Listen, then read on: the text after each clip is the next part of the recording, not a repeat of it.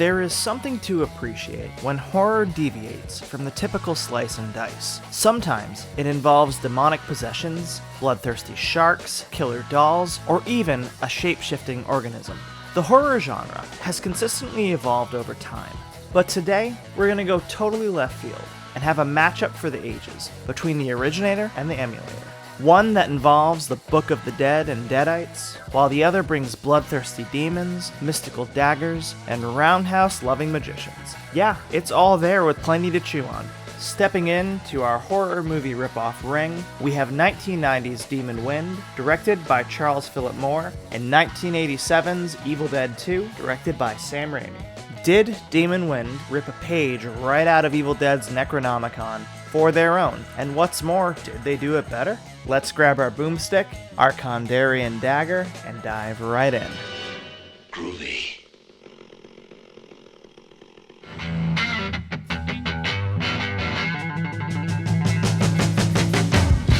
In both films, the main stars, Corey and Ash, help propel the story forward. In Evil Dead 2, when Ash lets the Book of the Dead incantation play through the tape player, the evil flies through the forest and launches him, turning him into a deadite as he comes up headfirst from a muddy puddle of water. Ash, on multiple occasions, prevents Annie, Bobby Joe, and Jake from defeating the evil, while in his deadite form. However, he goes back to destroying some deadite baddies. In Demon Wind, when we find out that the cafe owner Harcourt is the son of Satan towards the end of the movie, Corey needs to think up a game plan. He realizes that he can become a higher being from God, with the help of his grandmother's diary, to go head-to-head with this massive, foul-looking beast. Both Ash and Corey have a flip side to their human counterparts on screen. While one is seized by evil, becoming the enemy he has sought to destroy, the other becomes an alien-like figure that fights evil while protecting the woman he loves.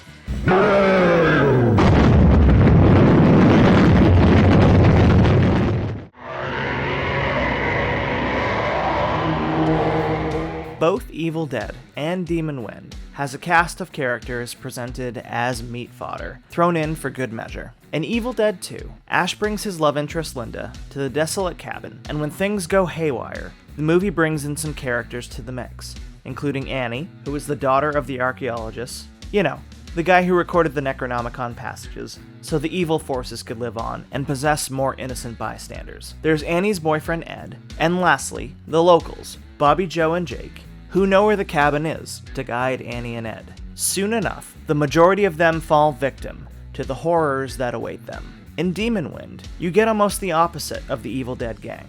Most of them look like they came right out of a Rickroll video, with those slick hairstyles, but the majority of them fall into such wooden typecasts. The jock, Del, the nerdy ones, Jack, Terry, and Chuck, and then you have all your female characters, your would-be scream queens, who become absolutely forgettable by the time Demon Wind is over. In Evil Dead 2, you see the camaraderie and care between these characters, but in Demon Wind, you kind of get the opposite. One of them turns into a doll that gushes blood, and the group doesn't even bother to shed a tear. But it does make for some great laughs, in exchange for the absurdity of it all.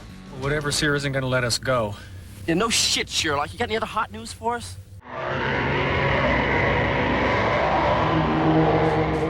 You know it's bad news when a book contains macabre scriptures of the unknown, with bindings made of skin and an evil face on the outside. A real page-turner that can bring about your worst nightmares.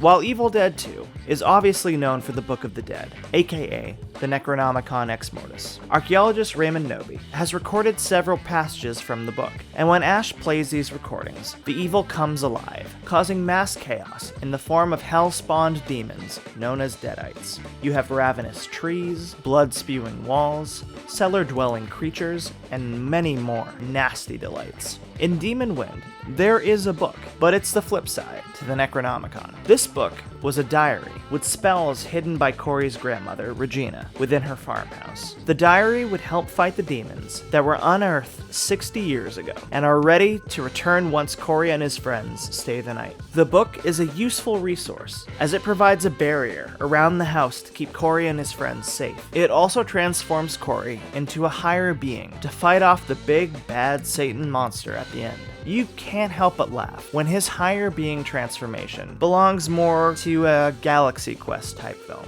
than Demon Wind itself. By Grabthar's hammer. What a savings.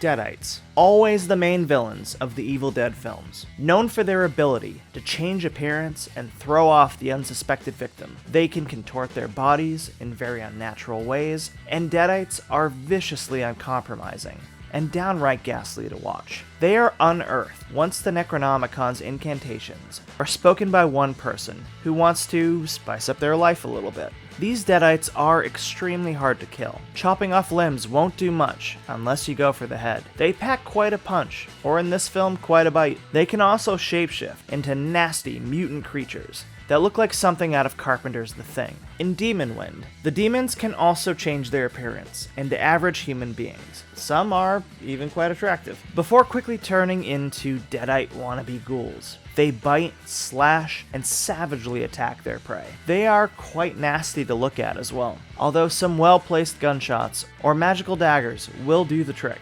Yeah, you'll absolutely get Evil Dead vibes from these demons, because they act almost entirely the same. It's still fun to watch though, even if it's ripped right from Evil Dead. It frequently pulls from the lore. For example, Evil Dead 2 has a scene that involves possessed trees towards the end of the film, and Demon Wind has a scene involving laughing trees, which is a not-so-subtle nod to Evil Dead. Or how about this one? In Demon Wind, Rena goes up to an animal skull hanging in the barn next to the farmhouse. It comes alive, wrapping a tongue around her head, and it starts chomping away. Again, you go back to Evil Dead 2, when the deer head on the wall turns its neck and starts laughing maniacally. All these Demon Wind scenes are homages, or rip-offs, to that of Evil Dead 2, and they tend to feel more like watered-down copies.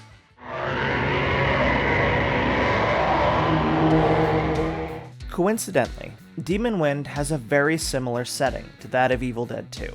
While Evil Dead 2 takes place in a desolate cabin in the woods, far away from civilization, Demon Wind takes place at a desolate farmhouse, far off the beaten path, involving long, winding roads and hills. The only thing working in Demon Wind's favor is Harcourt's Cafe, not far from where the farmhouse resides. The owner of Harcourt's Cafe is a geriatric, odd man who warns Corey and his friends to turn around and go home. In Evil Dead 2, when Ash and Linda make it to the cabin and things start going off the rails, Ash realizes that he must leave, only to be stopped dead in his tracks when the bridge has been destroyed, preventing him from leaving.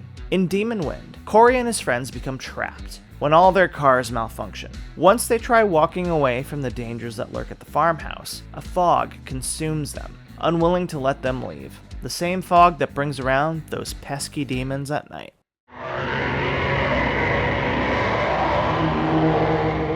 In Demon Wind, you'd think the cinematographer, Peter Deming, from Evil Dead 2, was the man behind the camera. However, it was cinematographer Thomas L. Calloway who took a page from Evil Dead for the overall look of the film. In Demon Wind, the camera work is eerily similar to that of Evil Dead 2. This can be a subjective opinion, but when you have camera tricks such as quick zooms, Dutch tilts, extreme close-ups, zoom-outs, and everything that gave Evil Dead 2 that visual flair, it's hard to deny that Demon Wind is a copycat to that of Evil Dead, even on the technical front.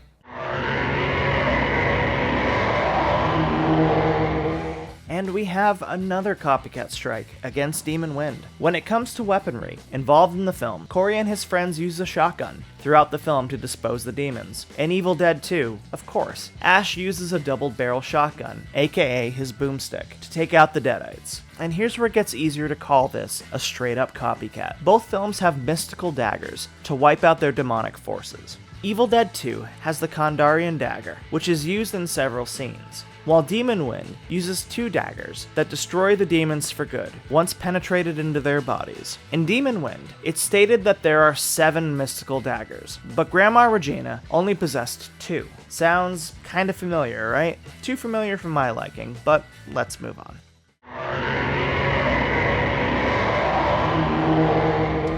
Evil Dead 2 has a great scene involving Ash getting his hand infected. When it gets bitten by his deadite girlfriend, Linda, the hand starts to become possessed and hurts Ash by smashing his face with glass plates and other items, which results in Ash cutting it off and substituting it for the legendary chainsaw that made Ash so iconic and ingrained in horror movie lore. The possessed hand becomes a nuisance throughout the film, running away from Ash throughout the cabin, until it gets blown to bits by the boomstick. In Demon Wind, Corey's friend Jack becomes infected when his hand gets bit by one of the demons outside. But at the same time, why the hell are you using a hammer with minimal space to move around? It's upsetting because due to the stupidity of Jack, and him being one of the most well-liked characters in Demon Wind, he becomes one of the ghouls outside.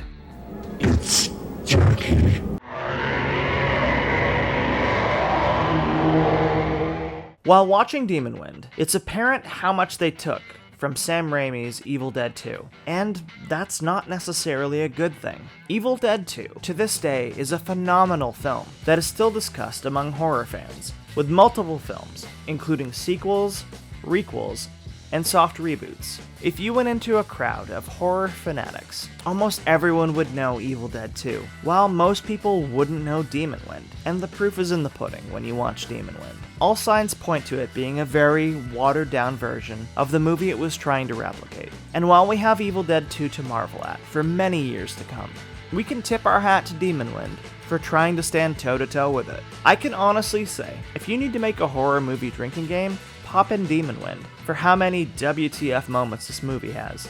That's for damn sure. Hey, I'll see you for the next one. And if you like what you see, like and subscribe to our channel, and stay tuned for more videos from JoBlo.com.